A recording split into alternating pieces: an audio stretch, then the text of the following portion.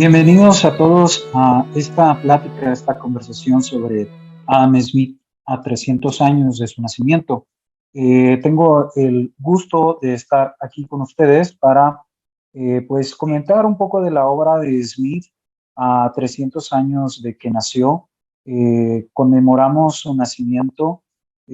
Hace unos meses también conmemoramos el aniversario de la riqueza de las naciones, que sin duda pues es una de las obras más importantes del mundo occidental, y no solo de la economía, sino también pues de otras ciencias sociales. Una obra que marcó un antes y un después en el pensamiento económico. Tan así que muchos consideran a Smith el padre de la economía, si bien pues otros lo discuten. Pues ya había pensamiento económico antes de Adam Smith. En esta charla, pues que tengo oportunidad de conversar con ustedes, me gustaría tocar algunos puntos de la obra de Smith que pueden ser de interés, sobre todo aquellos afines pues a las ideas liberales. Me gustaría también tocar algunos puntos de la obra de Smith que suelen ser muy incomprendidos. Smith corre la suerte con la que corren o han corrido muchos grandes intelectuales de la vida occidental. Es muy conocido entre comillas, muy discutido, pero muchas veces muy incomprendido. Muchos intelectuales tienen una copia de la riqueza de las naciones en su biblioteca personal, pero rara vez la leen como sería apropiado leerla. Y en consecuencia, pues de Adam Smith se dicen muchas falsedades, cosas que realmente no dijo, cosas que realmente no defendió. El tiempo no nos da para pues, hacer un examen de todas y tampoco es la intención hacer de esta charla algo tan académico.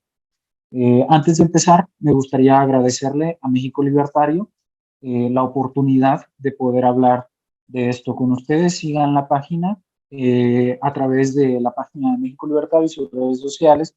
Ustedes pueden encontrar material muy interesante, no solo de un servidor, sino de otros liberales, libertarios, que tratan de comunicar sus ideas a un público amplio y de, pues, defenderlas de manera que sea más atractivo lo que nosotros defendemos, en lo que nosotros creemos y lo que creemos que es correcto o ideal para un buen funcionamiento de la sociedad. Sin más preámbulo, pues empiezo y tengo preparada una presentación. Eh, por cierto, me presento con ustedes bien, me parece que no me presenté yo adecuadamente quién soy. Mi nombre es Sergio Martínez, yo soy economista de la Universidad Autónoma de Nuevo León, y partí este semestre que está cerrando la materia de Historia del Pensamiento Económico.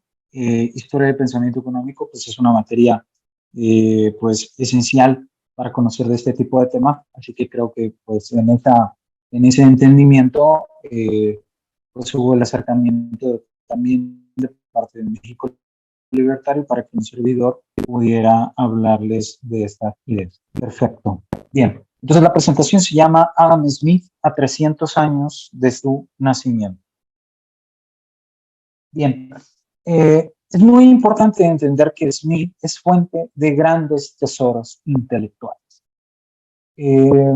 No fue el primero Smith, pues antes de Smith, incluso desde Platón y Aristóteles, se reconocía la importancia de la especialización y del intercambio, pero ciertamente que Smith eh, llama la atención al mundo intelectual sobre la importancia de la división del trabajo, de la especialización y del intercambio.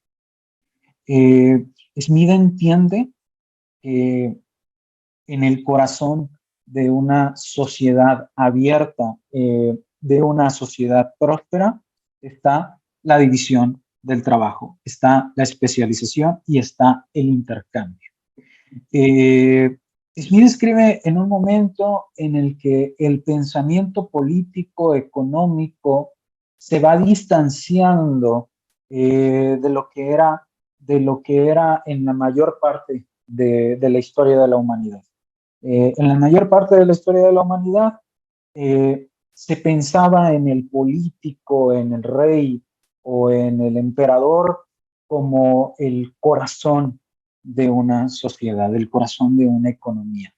Eh, lo cual pues tiene cierto sentido en función pues del contexto económico en el que vivía, en el que ha vivido la gente en la mayor parte de la historia humana.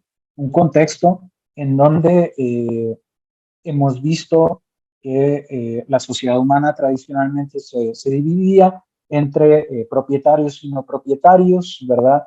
Pero más que propietarios y no propietarios, autoridades y, o gobiernos y gobernados. Eh, a partir del siglo XVIII, quizá antes, las sociedades humanas empiezan a abandonar ese esquema o ese paradigma de gobernadores y gobernados y pasan más a ser sociedades en las que lo importante empieza a ser con cada vez mayor razón el comercio. Se vuelven sociedades comerciales. Las sociedades humanas pasan de sociedades de gobiernos a sociedades comerciales, de sociedades lo que importaba era la voluntad del gobernante, a sociedades lo que ahora importa es mi habilidad para participar en el comercio, para intercambiar, para satisfacer las necesidades de otros. Y esto interesa mucho a Smith. Smith, pues, fue filósofo moral, hoy lo consideramos economista, pero pues para su tiempo, la profesión de la economía no existía como la profesión de la economía es más bien un invento, sobre todo de fines del 19 y principios del 20. Realmente antes de esa fecha, sí empieza a haber pues, intelectuales que se reconocen a sí mismos como economistas, pero en el tiempo de Smith, los 1700, pues el economista como tal no existe. La economía es una ciencia muy, muy joven que todavía no se separa del vientre de su mamá, ¿sí? Y su mamá es la filosofía. Entonces, la economía todavía está gestándose en el vientre de la filosofía y Smith es un filósofo moral, no tanto un economista. Sin embargo, se interesa en cuestiones de economía porque Smith descubre que la economía le da o es integral en la vida de un ser humano y no podemos entender el comportamiento humano sin entender el contexto económico en el cual actúa. Smith es uno de los primeros economistas en indagar en las causas histórico-institucionales de la riqueza de las naciones. Es decir, Smith se anticipa a muchos desarrollos que después veríamos en la economía. La economía en el siglo XX, sobre todo con el advenimiento de la economía matemática, pierde un poco la pista y deja de considerar el impacto de las instituciones en la vida humana. Eso después lo retoman otros economistas como Armen Alchian, Ronald Coase y otros después, pero digamos que Smith sí tenía muy en cuenta cómo las instituciones, es decir, las reglas del juego en una economía, afectaban el devenir histórico, afectaban el desarrollo económico de una sociedad. Y toda la riqueza de las naciones es un estudio histórico institucional, es decir, un estudio de qué instituciones, qué reglas del juego son importantes para llevar a una economía de la miseria a la prosperidad. Smith ofrece recuentos interesantes de la adopción del dinero y propone ideas poco discutidas hoy, como la competencia bancaria en emisión monetaria. Smith también anticipa algunos argumentos a favor de lo que hoy se conocería como banca libre. No me voy a meter mucho en ese tema porque sería sobrepasar mi especialidad y mi campo pues sí, el campo en el que soy especialista, pero hay una discusión muy interesante en el libro 2, capítulo 2, sobre el dinero y la libertad de emisión monetaria. Y sobre todo Smith es recordado hoy, eh, sobre todo en las aulas de economía, como un gran defensor del libre comercio. Es decir, Smith hoy es sobre todo recordado como un férreo defensor de la libertad. Y para algunos economistas o historiadores del pensamiento, les parece luego un poco chocante decir que Smith es un libertario. Y bueno, hasta cierto punto se entiende, porque es un poco anacrónico decir que Smith era un libertario cuando la figura como tal del libertario, como la conocemos hoy en día, pues no aparecía. Pero ciertamente que Smith sí era un liberal clásico, alguien que entendía que una sociedad próspera era una sociedad en la que el poder estaba limitado, acotado, en la que si había regulaciones, estas debían ser pues muy bien pensadas para ciertos casos y Smith entendía muy bien que el libre comercio era fundamental para el desarrollo de una nación. Smith entendía que comerciar habilitaba todos los beneficios de la división del trabajo y de la especialización. Para Smith, lo que hace una nación ser más rica que otra es la profundización. ¿Cuánto profundiza en la división del trabajo? ¿Cuánto profundiza en la especialización? A medida que una sociedad eh, tiene un mayor grado de especialización, la productividad de esa sociedad, la productividad de esa economía aumenta. Y si aumenta la productividad de esa economía, hay más bienes y servicios para consumir y por lo tanto, cada hogar puede satisfacer más deseos, más necesidades. Entonces, Smith entiende que sin libre comercio no hay incentivos para un grado tan alto de la división del trabajo. Y una forma de entenderlo es muy simple. Probablemente todos los que me están escuchando se están especializando en algo. Habrá quienes nos escuchen que estén estudiando derecho, habrá quienes nos escuchen que estén estudiando filosofía, que estén estudiando economía, que estén estudiando política, alguna ingeniería. Todas estas son profesiones especializadas. La pregunta que yo les suelo hacer a mis estudiantes de introducción a la economía es la siguiente. ¿Ustedes se especializarían si no hubiera mercado para sus servicios? Y la respuesta que me dan los estudiantes, que lo razonan un poco, es, pues no. No tendría sentido especializarme en ingeniería, ¿verdad? En ser un ingeniero industrial administrador, por ejemplo, si no hay mercado para ser un ingeniero industrial administrador. No tiene sentido especializarme en la carpintería si a nadie le voy a poder ofrecer mis servicios de carpintero. Entonces, el grado de división del trabajo, reconoce Smith, está limitado por la extensión del mercado. Ese es un hallazgo muy, muy importante, porque empieza a ser uno de los argumentos más económicamente robustos para defender la libertad. Smith, en toda la obra de la riqueza de las naciones, destruye argumentos mercantilistas. ¿Quiénes eran los mercantilistas? Bueno, los mercantilistas eran un conjunto de pensadores entre el siglo XVI y el siglo XVIII que sostenían que un país era rico o era más rico en función de su habilidad para exportar más de lo que importaba. Es decir, para venderle más bienes al resto del mundo de lo que compraba del resto del mundo.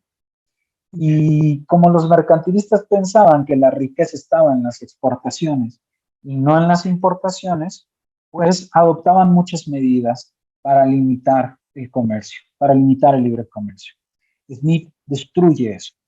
Smith eh, es, no es el primero, pero sí es uno de los defensores más elocuentes del libre comercio y de los defensores más bellos también del libre comercio, porque muchos de los párrafos que hay en la riqueza de las naciones contra los mercantilistas, pues son soberbios y sobre todo no tienen caducidad todavía o no les llega la caducidad. Uno puede volver a citar a Smith, cambiarle quizá algunas cositas del lenguaje para acomodarlo más a la forma de hablar actual y uno sigue encontrando argumentos que se pueden usar bastante bien contra los proteccionistas populares. Eh, Smith también despierta el asombro de sus contemporáneos y sucesores sobre la mano invisible, que es básicamente la idea de que el interés privado puede estar en armonía con el interés público. Y sobre esta idea de la mano invisible, eh, yo voy a ir un poquito más adelante porque es una idea muy importante y quizá es una de las ideas menos comprendidas de Adam Smith. Muy bien. Ahora, claro, Smith pues no es libre de errores, así como nadie, ¿verdad? Todos los pensadores tienen tela para cortar, o sea, tienen colita que le pisen. Y Smith, pues por algunos economistas o pensadores ha sido criticado por tener una teoría del valor errónea. Eh, Algunos dicen que Smith tenía una teoría de valor trabajo. Mm, lo correcto, sin embargo, es decir que Smith tenía una especie de teoría de valor trabajo. No es como tal una teoría de valor trabajo. Eh, para un filósofo como James Ottesen, Smith tiene más bien una teoría subjetiva del valor trabajo. Eh, es decir, Smith piensa que el valor de los bienes está en función de la fatiga y el trabajo que nos ahorra el tenerlos, producirlos por nuestra cuenta. Es decir, yo valoro un vaso de vidrio para beber agua o para beber lo que yo quiera. Yo valoro este vaso de vidrio en función del trabajo que ya no tuve que hacer para poder, para tener yo que producir el vaso de vidrio por mí. Entonces es una teoría un poco rara, es una teoría equivocada. De hecho, en clases de historia del pensamiento económico, pues les menciono mucho a mis estudiantes cómo uno nota la confusión eh, en la que entra Smith cuando habla de estos temas. Cuando Smith empieza a tratar de entender qué determina el precio de las cosas, es decir, lo que Smith llamaría su valor, su valor de cambio. Smith solito, eh, antes de entrar a esa discusión, le advierte al lector de que lo que va a discutir probablemente va a ser muy confuso. Y le advierte al lector de que va a ser confuso porque es confuso para él, porque él entiende que hay algo raro en la forma en la cual está pensando sobre el precio de las cosas. Eh, Afortunadamente, como lo pongo aquí, pues la teoría del valor de Smith no es central en su tesis. No es central en la tesis de la riqueza de las naciones. Caso muy distinto con Karl Marx, que muchos luego pues reprueban a Adam Smith porque piensan que pues Smith inspira la teoría de valor trabajo de Karl Marx. Pero yo los invito eh, a buscar unos artículos, no recuerdo bien la fuente, de Nicolás Kachanowski sobre teorías de valor en los distintos economistas clásicos y en Karl Marx, para que vean una discusión de cómo la teoría de valor de Smith es muy distinta a la teoría de valor trabajo de Karl Marx. Es cierto que quizá Smith, en cierto modo, inspira a Karl Marx, pero Karl Marx tiene una teoría de valor trabajo muy distinta. Y para Karl Marx, la teoría de valor trabajo sí es algo esencial en su tesis. Eh, Esta no es una discusión sobre Karl Marx, pero es importante mencionar que para Karl Marx, su visión de la economía capitalista depende de la teoría de valor trabajo. Y entonces, como la teoría de valor-trabajo es falsa, toda la visión o gran parte de la visión de Marx sobre cómo funciona una economía capitalista es falsa. Y aunque le moleste a muchos marxistas y se pongan a gritar y les salga espuma en la boca cuando escuchan este tipo de cosas, pues es la verdad. Con Smith no pasa eso. Con Smith lo que sucede es que si bien tiene una mala teoría de valor-trabajo, afortunadamente no es la base de las demás cosas que escribe. Pero es bien importante señalar y rescatar que Smith trabaja con una teoría errónea de valor. Smith es importante hoy, a 300 años de que nació, porque nos ayuda a entender algunos misterios o algunos enigmas. Fíjense, la humanidad, la humanidad a lo largo de la historia, pues vivió en una pobreza extrema. Eh, un, no había la humanidad antes de 1800, incluso antes de 1600, etcétera, no conocía, como conocemos ahora, el concepto de progreso, el concepto de prosperidad. Estos conceptos de progreso y prosperidad son conceptos más modernos, son conceptos post-1800. Hoy en día, pues el hijo de una familia espera tener una situación económica mejor que la de sus papás, ¿verdad? Yo espero tener una situación económica mejor que la de mis papás y espero que mis hijos, si llego a tenerlos, tengan una mejor situación económica que la mía. Esta idea del progreso, pues está ya dentro de las cabezas del ser humano promedio. No digo que en todas partes, pero pues en gran parte de México sí está. O sea, incluso en una economía tan pobre como la mexicana, existe esta idea de progreso. Esta idea de progreso no existía para gran parte de la humanidad, porque pues como los economistas y historiadores económicos han documentado ampliamente, pues algo ocurre antes y durante el siglo XIX que catapulta a la humanidad de una historia de miseria a una historia de crecimiento económico, a una historia de prosperidad, a una historia de analfabetismo.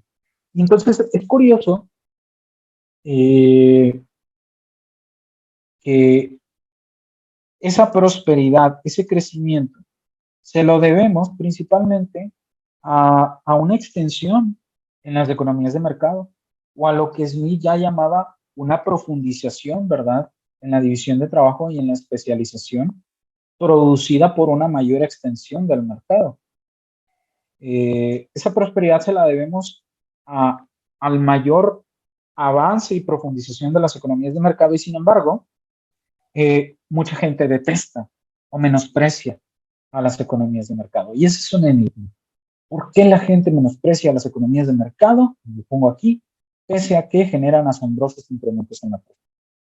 Una respuesta así inmediata puede ser, bueno, porque la gente ignora que esa prosperidad proviene de economías de mercado. Es cierto que la gente hasta cierto punto, pues, no tiene por qué eh, saber de economía, no todos tienen por qué saber de economía. Es cierto que hay gente, pues, ignorante en historia económica, que cree incluso que el crecimiento proviene de la explotación o de estarle arrebatando a otros su riqueza, pero lo cierto es que no es mera ignorancia. Y Smith nos ayuda a entender que no es mera ignorancia. ¿Sí? La manera en la que Smith nos ayuda a entender por qué no es mera ignorancia es la siguiente. Smith nos invita a pensar que el ser humano habita en dos mundos de manera simultánea. Cada persona, cada uno de nosotros, habita tanto en el mundo personal, vamos a llamarle así, y el mundo impersonal. El mundo personal es el mundo familiar, es el mundo de la familia, de los amigos, de los compañeros de trabajo, de los vecinos, mientras que el mundo impersonal, el mundo comercial, es el mundo de los extranjeros con quienes comerciamos, es el mundo de los productores y es el mundo de los clientes. Eh, yo cuando llego a casa de mis papás, estoy conviviendo en el mundo personal, convivo con mi familia. Cuando salgo de casa de mis papás y voy, por ejemplo, a un Walmart a comprar algunas cosas que quiero, ahí estoy pasando o transitando al mundo comercial. Y es importante reconocer que cada persona cohabita en ambos mundos porque entenderlo nos ayuda a ver por qué tantas personas menosprecian el mundo comercial. Y la cosa es que Smith nos ayuda a comprender que el ser humano evolucionó desde el mundo personal. El ser humano evolucionó desde el mundo familiar, desde el mundo de la familia, desde el mundo de los amigos. Las tribus de cazadores recolectores nacieron y crecieron en ese mundo. Entonces, el ser humano está programado para pensar en términos de ese mundo en el cual creció y en el cual se desarrolló. El problema, que es lo que, como lo vamos a ver más adelante, es que ambos mundos se rigen por reglas distintas. El mundo familiar se rige por unas reglas y el mundo comercial se rige por otras reglas. Y es un error interpretar o al mundo impersonal con las reglas del mundo personal y querer, es un error también querer que las reglas del mundo personal gobiernen sobre las reglas del mundo impersonal. Y Smith nos ayuda a entender eso y nos ayuda a entender por qué. Pero antes de seguirle con esto, ¿sí? para, para entender a Smith cabalmente, uno tiene que no solo leer La riqueza de las naciones, que sigue siendo un libro de muy buena lectura, un libro muy provechoso para leer, es muy importante que uno lea la teoría de los sentimientos morales. Y para muchos, la teoría de los sentimientos morales, que se publica en 1759, es la mejor obra de Adam Smith. Y es importante leer la teoría de los sentimientos morales porque es ahí donde Smith nos dice eh, cómo formamos nuestras preferencias éticas. Es decir, Smith, como pongo yo aquí, nos ayuda a comprender cómo nuestro marco de referencia ético obedece a las reglas de conducta que gobiernan al mundo personal. Lo que les decía hace rato. Eh, en el mundo de la familia, en el mundo de los amigos, es donde aprendemos lo que está bien y lo que está mal. ¿Sí? Y entonces es en el mundo familiar en el que empezamos a tener un marco de referencia ético, es decir, un marco de referencia de qué comportamientos son buenos y qué comportamientos son malos. Y como nos diría Clark y Dwight Lee en un paper sobre este tema, en el mundo personal uno espera que ofrezcamos ayuda intencionalmente a un sacrificio personal a sujetos identificables. El mundo personal está gobernado por esas reglas, por esos supuestos. Sin embargo, en el mundo comercial, en el mundo impersonal, aparentemente violamos esos tres supuestos. Y es por esto que nos parece inmoral. Es decir, lo que nos parece que está bien o mal, nuestra concepción de lo que es bueno y de lo que es malo, nace en el mundo personal. Y es desde ese mundo del que juzgamos lo que está bien y lo que está mal en el mundo comercial, en el mundo impersonal. Pero lo que está bien y lo que está mal en el mundo familiar no necesariamente está bien y mal en el mundo impersonal. Si en el mundo personal nosotros ofrecemos ayuda intencionalmente a un sacrificio personal a sujetos identificables, en el mundo comercial uno es menos caritativo, menos altruista, ¿sí? Y uno espera una compensación. Voy para allá con esto, ¿no? La moralidad que surge en el mundo personal es una moralidad amigable, pero en el mundo comercial, y esto nos lo ayuda a entender a Adam Smith, no podemos depender de ese tipo de moralidad. Y aquí hay una cita de Smith, no la voy a leer toda, pero es una cita muy importante. Smith entiende, a ver, es que en una sociedad el hombre no puede depender del tipo de moralidad que existe en el mundo personal. El hombre no puede depender de la moralidad amigable. El hombre no puede depender en la sociedad, en una sociedad civilizada, del cariño, del altruismo, de la caridad, que son propias del mundo personal. En una sociedad civilizada, entiende Smith, el hombre a cada rato necesita la cooperación y ayuda de los demás. Mientras, y dice Smith, mientras que toda su vida apenas le resultará suficiente como para ganar la amistad de un puñado de personas. Es decir, no contamos los recursos como para hacernos amigos de todos. No contamos con los recursos como para que nuestro mundo familiar, ¿verdad? El mundo personal sea el mundo que gobierne con nuestras vidas. El hombre, dice Smith, en cambio, está casi permanentemente necesitado de las ayudas de sus semejantes y le resultará inútil esperarla exclusivamente de su benevolencia. Es más probable que la consiga si puede dirigir en su favor el propio interés de los demás y mostrarles que el actuar según él demanda redundará en beneficio de ellos.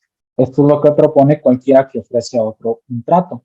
Todo trato es dame esto que deseo y obtendrás esto otro que deseas tú. Y de esta manera conseguimos mutuamente la mayor parte de los bienes que necesitamos. Smith comprende que en el mundo comercial no podemos depender, en un mundo civilizado, en una sociedad extensa, no podemos depender de hacernos amigos de todos. Y la manera de sobrevivir y de prosperar es comerciando, es intercambiando. Y en el fondo del intercambio hay una persuasión. Yo te doy esto a cambio de que tú me des aquello. Yo busco mi beneficio y para conseguir beneficiarme, te ofrezco este beneficio a ti. Aquí hay un hallazgo muy, muy importante de Smith. En el seno de una sociedad abierta y comercial está la persuasión. La persuasión es el valor o es la actividad más importante en una sociedad comercial. Y aquí lo que les estaba diciendo hace rato, Smith separa estos dos mundos. Smith entiende, a ver, el mundo personal está sustentado en la confianza, el afecto, el desinterés, ¿verdad? En el mundo personal uno espera reciprocidad. Yo te doy un favor, pero a cambio de que tú después me des otro favor, ¿no? O no favor, pero afecto, apoyo, atención, cariño.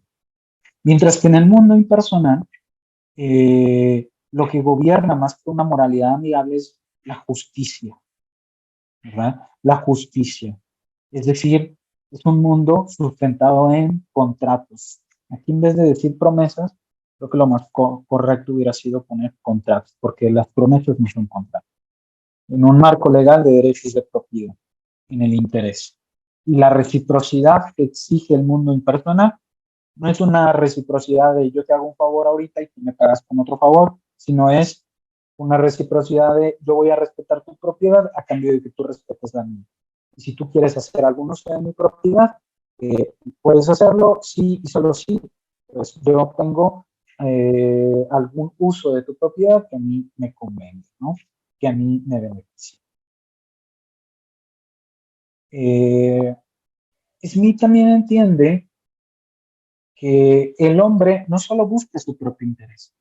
Hay una caricatura de Smith muy popular que dice que Smith es alguien que defiende el egoísmo, que dice que Smith es alguien que defiende pues pasar por encima de los demás para lograr un objetivo y que eso le va a beneficiar a la sociedad.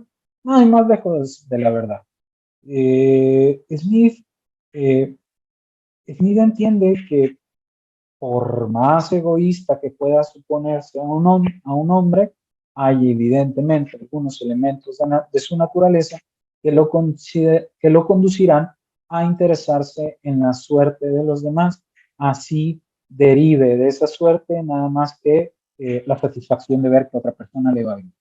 Esta es una paráfrasis de cómo empieza la teoría de los sentimientos morales, ¿no? O sea, Smith entiende que el ser humano no es alguien que meramente está buscando su satisfacción, su propio interés, sino que también es alguien, el ser humano es alguien que entiende que sus acciones tienen efectos sobre los demás y que por lo tanto es empático con los demás. Más aún, Smith entiende algo que después, eh, de cierta manera, otro gran economista y gran liberal, Friedrich Hayek, extendería más en sus escritos, ¿no? Smith entiende que tratar de gobernar a cada mundo con las reglas del otro lo corrompe. Yo no puedo gobernar al mundo impersonal, comercial, con las reglas del mundo personal, familiar. Si hago eso, lo corrompo. Y al revés también, yo no puedo querer gobernar al mundo familiar con las reglas del mundo comercial. Por ejemplo, sería buena idea pagarle a tus hijos por lavar los trastes. Un economista como Tyler Cowen sugiere que no, ¿verdad? Eso es tratar de hacer que el mundo familiar sea gobernado por las reglas del mundo comercial. O al revés, debemos cerrarnos al comercio internacional y tratar a nuestro país como si fuera una gran familia o tribu que desconfiara de los demás. Pues Smith también diría, no, eso es tratar de gobernar al mundo comercial, ¿verdad? A una nación con las reglas del mundo personal. Es un error. ¿Y cómo se conecta todo esto que estoy diciendo con lo que dije atrás? Pues la manera en la que se conecta es la siguiente. El menosprecio que mucha gente siente hacia la economía de mercado, hacia las economías de mercado libre, es que son economías, las economías de mercado están sujetas a reglas distintas a las del mundo familiar, a las del mundo personal. Reglas cuyos beneficios o consecuencias deseables no logra entender luego mucha gente, pero son reglas que funcionan y que nos benefician. Bien, para no extenderme demasiado, quisiera pues tocar un poco más, ya para ir finalizando un poco esta charla, eh, pues sobre la mano invisible. La mano invisible es una de las metáforas más incomprendidas de Smith. Smith la menciona en tres obras: en Historia de la Astronomía, en la Teoría de los Sentimientos Morales y la Riqueza de las Naciones. Es decir, aunque se hace mucho escándalo por esta metáfora de la mano invisible, realmente solo aparece citada una sola vez en cada una de estas tres obras. Es decir, solo aparece tres ocasiones en toda su obra. Uno pensaría que siendo una metáfora tan supuestamente importante para Smith, aparecería más veces. Realmente solo aparece tres veces. Y en cada obra es usada de manera distinta. En la Historia de la Astronomía se usa para referirse a la mano de una deidad mitológica invisible, es decir, para referirse a la mano de Júpiter, Zeus, ¿verdad? O sea, nada que ver con egoísmo ni con interés propio. Y luego en la teoría de los sentimientos morales y en la riqueza de las naciones, la mano invisible, este concepto de la mano invisible es una metáfora, que de hecho es como una figura literaria popular en su tiempo. Pero ¿cómo debe entenderse la metáfora? La metáfora es muy simple. Lo que dice Smith es toda acción, o lo que podemos entender de Smith es que Smith nos ayuda a entender que toda acción genera tanto consecuencias deliberadas como consecuencias no deliberadas, ¿no? Entonces, por ejemplo, por dar un ejemplo, ¿no? Yo voy al Oxxo y compro un gansito. Eso tiene una consecuencia deliberada que es, al comprar yo el gansito, mi satisfacción va a aumentar si yo traía antojo de un gansito, ¿no? Esa es una acción, ir a comprar un gansito, que produjo una consecuencia deliberada que fue incrementar mi satisfacción. Pero a su vez, haber yo comprado el gansito produce consecuencias no deliberadas. como yo compré el gansito y no compré, por ejemplo, un chocotorro, que es otro panecito dulce muy popular aquí en México, no sé si todavía existe, pues yo estoy votando con mi dinero a favor de que se dediquen más recursos a la producción de gansitos y menos recursos a la producción de chocotorros, ¿no? Esa es una consecuencia no deliberada, porque a través de mis decisiones de compra, yo estoy influenciando las decisiones de otras personas a las cuales ni conozco. Y como ni las conozco, pues obviamente yo no podía deliberar, no era tener un efecto sobre ellos, no era algo que formaba parte de mi intención. Entonces, Smith podríamos decir que usa la metáfora de la mano invisible para nombrar al cúmulo de factores que conducen a una acción de su intención inicial a sus consecuencias imprevistas, no deliberadas. Y estos factores no tienen por qué ser esotéricos, mucho menos milagrosos. Es decir, Smith no usa la mano invisible como algo así, como un fantasmita, una fuerza misteriosa, no. Smith solo está tratando de mostrar que en la economía de una sociedad hay factores que, que una persona no ve y que sin embargo tienen grandes efectos sobre la vida de la sociedad.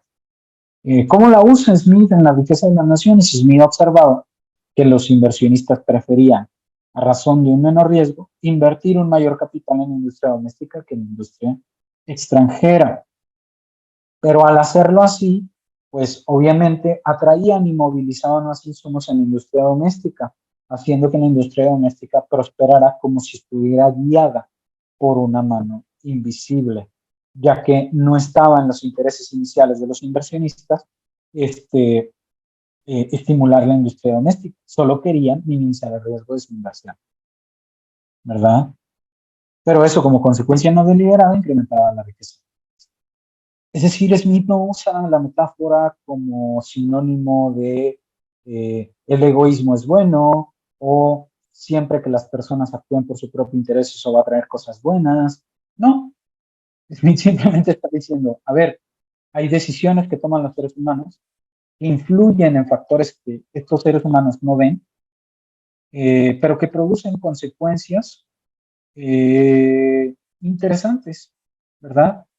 Entonces es como si el ser humano al tomar una decisión moviera con otra mano, una mano invisible, ¿verdad? Otros factores que generan a su vez otros cambios imprevistos. Pero no es este, ninguna metáfora de que si todos nos portamos de manera egoísta, todo va a salir bien. Realmente ese es un error. Y no solo es un error, es una interpretación contra la que Smith probablemente se opondría con mucho vigor, porque así se oponía Smith a Bernard Mandeville, que fue también un pensador muy importante de su tiempo, que sí pensaba eso. Mandeville sí pensaba que los vicios privados conducían a virtudes públicas. Smith no piensa eso.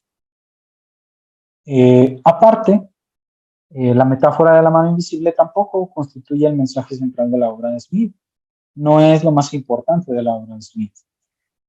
Lo importante en la obra de Smith es entender cómo la división del trabajo aumenta la productividad y cómo la división del trabajo y la especialización están acotadas, limitadas por la extensión del mercado. Es decir, entender entonces cómo el libre comercio, al expandir el mercado, también puede ayudar a fomentar la división del trabajo, la especialización, la productividad y por tanto la riqueza de las naciones. Esto es lo importante. Y además, Smith entiende que el interés propio produce consecuencias no deliberadas benévolas solo bajo instituciones apropiadas. O sea, Smith entiende que si cada persona persigue su propio interés, a veces, en ocasiones, eso no va a producir buenos resultados para la sociedad. Entonces, Smith no es el ingenuo que mucha gente cree.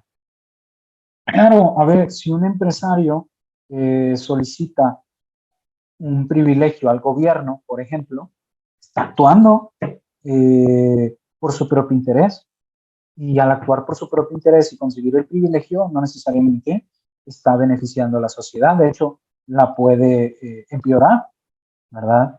Si el empresario consigue un privilegio a costa de que sea más caro para los consumidores conseguir ciertos bienes y servicios, pues ese empresario está ganando a costa de reducir la satisfacción de todos los demás. Eso no beneficia más que al propio empresario.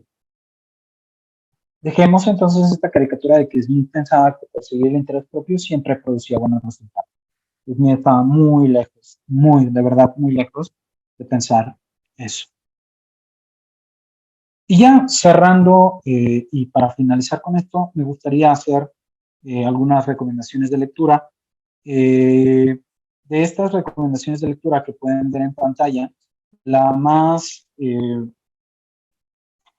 que es más accesible a un público en general es la obra de Medio, lamentablemente por el momento solo está en inglés, de Essential Adam Smith. Es una obra de James Ottesen. Ottesen es uno de los grandes estudiosos de la obra de Smith. Es un libro publicado por el Fraser Institute, gratuito completamente, está en su página con un PDF que uno puede descargar. Y la verdad, pues un libro que vale muchísimo la pena, porque nos ayuda a entender a Smith. El siguiente libro que también puede ser accesible para un público general es el libro que aparece a la derecha, editado por Ryan Patrick Hanley.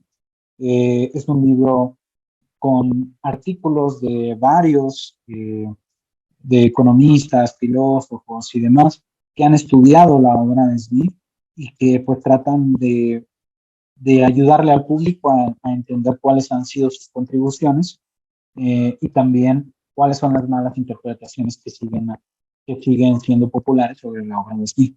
Y otro libro que quizás ya este es un poco más técnico y un poco más inaccesible para el público general, pues es el libro del profesor Eric Neisser. Espero no haber pronunciado más su nombre, que es el libro de la izquierda, que también es un excelente libro. Hay más literatura.